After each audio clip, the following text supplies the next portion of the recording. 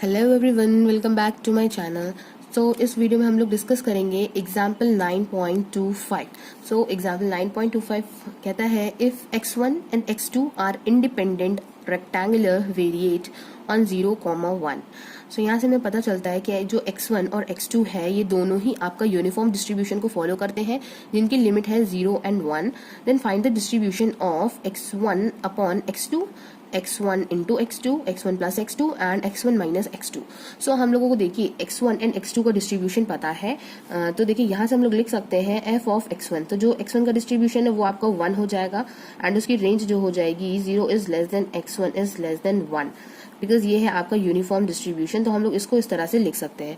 Similarly आपको पता है कि जो आपका x2 है, x2 भी आपका फॉलो करता है यूनिफॉर्म डिस्ट्रीब्यूशन को, तो उसकी रेंज भी हम लोग कुछ इस तरह से लिख सकते हैं। एंड यहाँ पे ये देखिए ये बोला है कि x1 और x2 आपके दोनों ही इंडिपेंडेंट है। तो अब देखिए हम लोग क्या प्रोसीजर यूज कर सकते हैं इसका डिस्ट्रीब्यूशन फाइंड करने के लिए। तो पहला देखिए है हमारा x1 अपॉन x2 का हमें डिस्ट्रीब्यूशन फाइंड करना है। तो देखिए सबसे पहला काम हम ये करेंगे कि इसको हम लोग कोई भी वेरिएबल लेट कर ले। मान लिया हमने लेट किया u is equal to x1 upon x2, इसको हम लोगों ने ये चीज लेट कर ली। तो यहाँ पे देखिए सेकंड वेरिएबल हमारा हमें x2 को भी लेट करना है। तो अगर देखिए हम लेट कर ले v is equal to x2, तो हमने v is equal to x2 माना है। तो यहाँ पे अगर हम v सब्सटीट्यूट कर देते हैं तो ये अगर देखिए मैं आपको करके बताती हूँ, x1 अपॉन v हो जाएगा। यहाँ से आप देख सकते हैं कि x1 की जो वैल्यू है आपकी वो आ जाती है u इंटू वी। तो u इंटू वी, ये देखिए मैंने यहाँ पे ये लिख दिया कि x1 की वैल्यू है u into we and x2 की जो वैल्यू है वो मैंने लिख दी है v। तो अब देखिए इसका यूज करेंगे हम लोग और आगे की कैलकुलेशंस में। तो यहाँ से देखिए आपको पता है कि x1 और x2 दोनों ही आपके इंडिपेंडेंट हैं। तो अगर हमें इसका जॉइंट पीडीएफ निकालना होगा f of x1 and x2, तो वो हम लोग किस तरह से निकाल सकते हैं, f of x1 into f of x2 जब करेंगे तो इनका जॉइंट पीडीएफ जो है वो भी हमारा 1 आ जाएगा। अब यहाँ से देखिए हमें डिस्ट्रीब्यूशन निकालना है इस u वाले टर्म का। तो सबसे पहले तो देखिए हम लोग ये ले लेते हैं कि f ऑफ u v, जो जॉइंट डिस्ट्रीब्यूशन फंक्शन है u एंड v का, तो वो हम कुछ इस तरह से निकाल सकते हैं, जैकोबियन से मल्टीप्लाई करेंगे f of x1 and x2। तो यहाँ पे हमें यूज करनी है ये इक्वेशन। तो इसके लिए देखिए हमें जॉइंट पीडीएफ पता होना चाहिए। तो जॉइंट पीडीएफ हमने यूनिफॉर्म डिस्ट्रीब्यूशन के जो दो वेरिएबल्स है x1 एंड x2 उसका हम लोगों ने निकाल लिया है। अब हमें जैकोबियन पता होना चाहिए। तो जैकोबियन निकालने के लिए देखिए इसकी वैल्यू होती है हमारी del of x y by del of u and v। तो इसमें देखिए हम करेंगे ये कि हमने देखिए मैंने y लिख लिया है यहाँ पे, जब x1 एंड x2 लेके चल रहे हैं तो x1 और x2 ही लेंगे। तो अब देखिए यहाँ पे x जो हम लोगों ने भी फाइंड किया था तो इसको हम लोग पहले डिफरेंशिएट करेंगे विद रिस्पेक्ट टू u। तो देखिए जब इसको with respect to u differentiate करेंगे तो इसकी वैल्यू v आ जाएगी। देन अगेन x1 को ही हम v के रिस्पेक्ट में डिफरेंशिएट करेंगे। तो जब v के रिस्पेक्ट में डिफरेंशिएट करेंगे तो यहाँ पे इसकी वैल्यू क्या आ जाएगी, u आ जाएगी। अब देखिए यहाँ पे अब बारी आती है इस x2 की। दैट मीन्स आप ये समझ लीजिए कि ये कुछ इस तरह से लिखा हुआ है, del of x1 by del u, del of x1 by del v, del of x2 by del u, del of x2 by del v। मैं इसको डायरेक्टली यहाँ पे कर रही हूँ बट आप लोग इसको यहाँ से देख सकते हैं। तो देखिए जब इसकी बारी आती है देखिए सेकंड में x2 की, तो x2 को जब हम लोग u के रिस्पेक्ट में डिफरेंशिएट करेंगे तो यहाँ पे आपकी वैल्यू 0 हो जाएगी। अगेन जब v के रिस्पेक्ट में डिफरेंशिएट करेंगे तो 1 हो जाएगी। अब इसको देखिए सॉल्व करने के लिए हमें इसे क्रॉस मल्टीप्लाई करना पड़ेगा। तो देखिए इसकी वैल्यू यहाँ आ जाती है v। तो फाइनली हमें यहाँ से जैकोबियन की वैल्यू मिल जाएगी v। तो देखिए ये वैल्यूज हम सब्स्टिट्यूट करेंगे इस इक्वेशन में। तो यहाँ पे ये हो जाएगा g of u v is equal to, Jacobian की वैल्यू है v आपकी एंड इसकी वैल्यू जो है वो है आपकी 1। तो देखिए इसकी वैल्यू आ गई है v। अब देखिए हमें डिस्ट्रीब्यूशन फंक्शन चाहिए है u का और ये है आपका joint distribution function of u and v। तो इसके लिए सबसे पहले हम लोगों को लिमिट्स निकालनी पड़ेंगी। तो अब देखिए क्वेश्चन में हमको गिवन था कि x1 आपका लाई कर रहा है 0 1 के बीच में एंड x2 भी आपका 0 एंड 1 के बीच में लाई कर रहा है। तो पहले हम लोग इस चीज को यहाँ पे लिख लेते हैं, x1 जो है आपका 0 एंड 1 के बीच में लाई कर रहा है एंड x2 भी आपका 0 एंड 1 के बीच में लाई कर रहा है। तो x1 की वैल्यू यहाँ से हम लोगों ने क्या निकाली थी, uv। तो यहाँ पे u एंड v सब्स्टिट्यूट कर दी is greater than 0, then again x2 की वैल्यू क्या थी, v थी, तो यहाँ पे x2 की वैल्यू भी हमने सब्स्टिट्यूट कर दी। तो यहाँ से देखिए हमारी क्या वैल्यूज आ जाती हैं अगर हम लोग इक्वालिटी में कंसीडर करें। तो एक वैल्यू तो आ जाती है आपकी uv इज इक्वल टू 0 और एक वैल्यू आ जाती है uv इज इक्वल टू 1। तो ये आपको दिख रहा होगा कि ये आपकी हाइपरबोला की इक्वेशन है और यहाँ से आप लोग कोई भी वैल्यू ले सकते हो, v is equal to 0 either u is equal to 0। तो ये आप देख सकते हैं यहाँ से हमें क्या मिल सकता है, v is equal to 1 and v is equal to 0। ये अब ये हमें पॉइंट्स मिल गए हैं, इन पॉइंट्स का यूज करके हम एक ग्राफ प्लॉट कर सकते हैं। तो देखिए जब हम लोग इसका ग्राफ प्लॉट करेंगे तो यहाँ पे आप लोग देख सकते हैं ये हो जाएगा आपका u एक्सिस और ये हो जाएगा आपका v एक्सिस।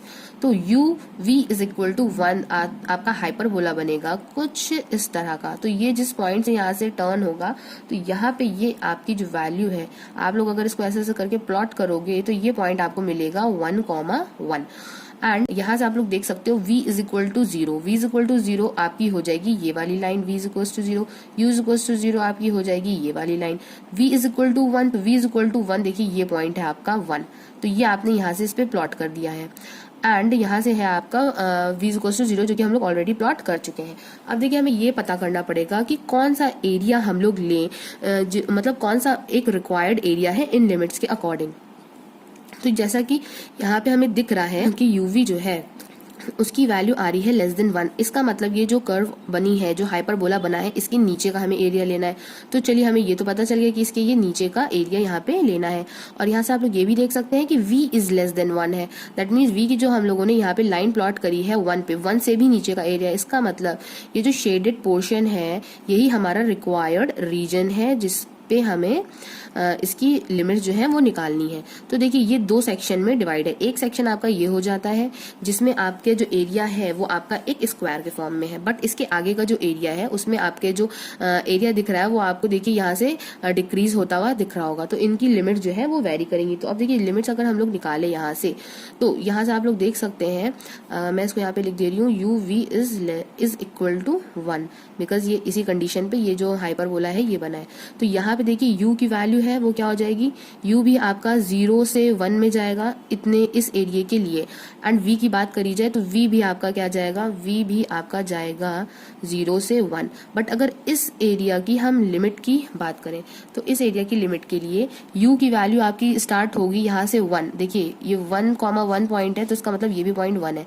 तो u देखिए स्टार्ट होगा आपका 1 से इनफाइनाइट, एंड अगर v की बात करें तो देखिए v आपका कहाँ से कहाँ तक जा रहा है, v आपका जाएगा 0 से, देखिए 0 से v की बात कर रहे हैं तो आपका ये जो परपेंडिकुलर लाइन है ये आपकी टच होगी इस वाले हाइपरबोला की कर्व से। तो यहाँ से अगर हम लोग देखें तो v की वैल्यू अपर लिमिट यहाँ पे क्या हम लोग निकाल सकते हैं, इसको यूज करके 1/u, u को आप यहाँ पे भेज दोगे तो v is equal to 1/u हो जाएगा। तो 1/u जो है ये इसकी अपर लिमिट हो जाती है। तो ये आ गई है इसकी लिमिट। अब इन लिमिट्स का यूज करके हम यहाँ से डिस्ट्रीब्यूशन निकाल सकते हैं u का। अब देखिए ये आप लोगों ने ऑलरेडी पढ़ा होगा कि अगर हमें ज्वाइंट डिस्ट्रीब्यूशन फंक्शन दिया होता है तो हम उसका मार्जिनल फाइंड कर सकते हैं। तो देखिए अब हमें मार्जिनल फाइंड करना है u का, तो हम रेंज किसकी अप्लाई करेंगे, रेंज अप्लाई करेंगे v की, and g u of v then dv, हम इस तरह से इसको लिख देंगे। तो अब यहाँ से आप लोग देख सकते हैं, अब यहाँ पे देखिए रेंज ऑफ v की रेंज क्या है, v की रेंज आप लोगों ने देखी, v की रेंज है 0 से 1, देन यहाँ के लिए है आपकी 0 से 1/u। तो देखिए आप लोग सबसे पहले हम लोग लेते हैं 0 से 1, आप लोग चाहो तो दोनों एक साथ भी लेके कर सकते हो, और अगर एक साथ नहीं करना है तो आप लोग अलग अलग स्टेप्स में भी इसको कर सकते हो। तो देखिए यहाँ पे g ऑफ uv, इसकी जगह पे हम क्या लिखेंगे, v लिखेंगे, देन dv, देन प्लस का साइन लगाया और यहाँ से हम लोगों ने ले ली इसकी रेंज 0 से कहाँ तक जा रहा है, 1/u जा रहा है, v एंड dv। सो देखिए यहाँ पे ये हो जाता है, बट हम लोग देखिए अलग अलग करके ही इसको निकालेंगे तो ज़्यादा बेटर रहेगा। तो देखिए अब जब मैंने फर्स्ट रीजन की बात करी, इस रीजन की जो कि एक रेक्टेंगुलर टाइप का है, तो इसके लिए देखिए जब मैंने सॉल्व करा तो ये हो जाएगा v²/2, और जब मैं रेंज इस पर ऑपरेट करूंगी तो इसकी वैल्यू आ जाएगी 1। तो ये हो गया समझ लीजिए रीजन 1 के लिए।